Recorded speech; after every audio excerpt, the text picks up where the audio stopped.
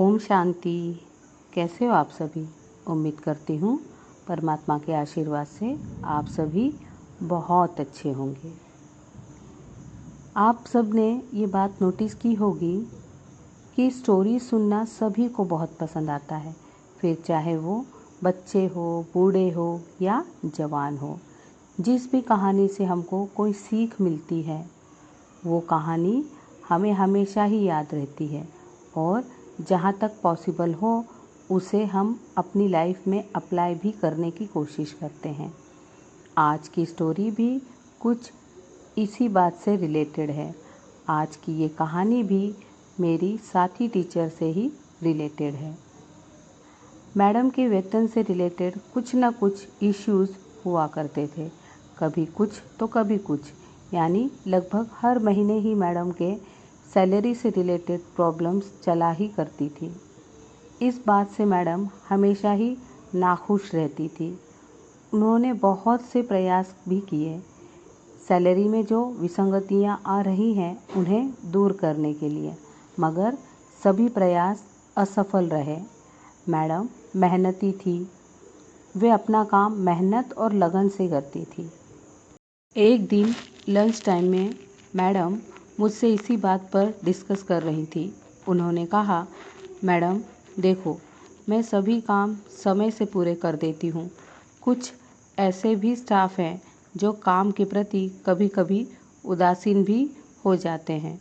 उनकी सैलरी में कोई विसंगति नहीं आती और अगर आती भी है तो नेक्स्ट मंथ वो विसंगति ठीक भी हो जाती है। अब आप ही बताओ मैडम, ऐसे में मैं कैसे ना नाराज़ रहूं, कैसे ना उदास हूं।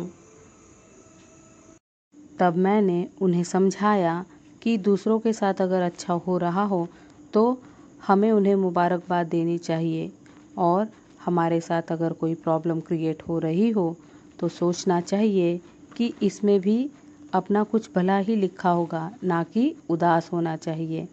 बड़े ही अनमने मन से मैडम ने मेरी बात मान तो ली, मगर उदासी उनके चेहरे से अभी भी छलक रही थी।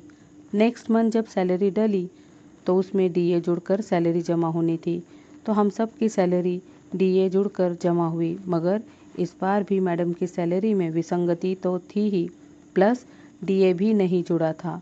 मगर जब मैडम को पता चला कि मेरी सैलरी डीए जुड़कर जमा हुई है तो उन्होंने मुझे मुबारकबाद दी। अब मैडम की वो थोड़ी सी नाराज़गी भी दूर हो चुकी थी और अब मैडम ने इस सब्जेक्ट में डिस्कशन करना भी बंद कर दिया था।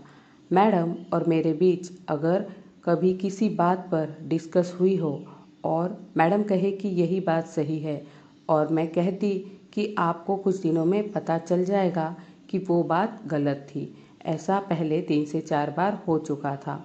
मैडम जिस बात को सही समझती वो गलत साबित होती और फिर मैडम खुद कहती, मैडम आपने जो बात कही थी वही सही निकली। शायद इसीलिए मैंने मैडम को जो बोला वो मैडम करने लगी और अपने आप में ही खुश रहने लगी। अब उसके नेक्स्ट मंथ जब सैलरी डली तो मैडम की जो भी विसंगतियां थी सैलरी से रिलेटेड सभी दूर हो चुकी थी।